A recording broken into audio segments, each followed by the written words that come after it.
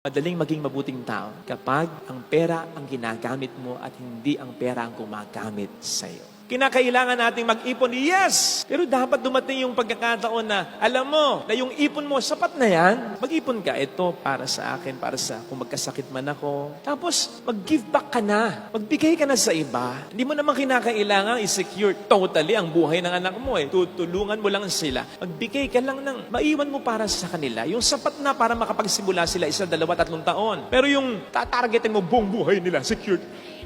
Hindi tama yun. Tulungan mo rin sila na magsikap kaya mo. Sinasabi ko lang ito para hindi ka o tayo maging alipin ng pera natin. Huwag nating hayaan na mahumaling ang ating puso sa pera sapagkat our hearts are only for God.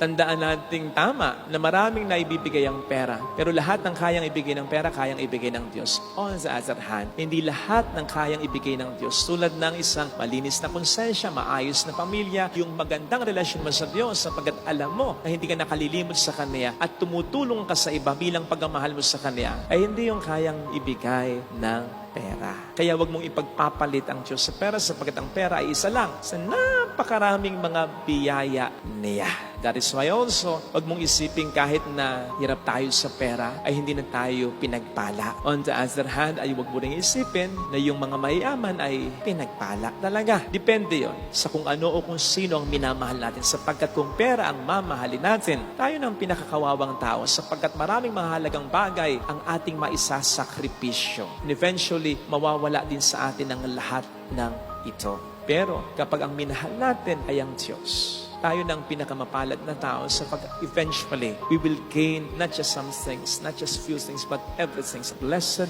are the pure of heart, for the kingdom of heaven is theirs. Ito sana mga kapatid, ang ating panghawakan, ang ating pagnilayan upang maging maganda ang attitude natin sa pera o kayamanan.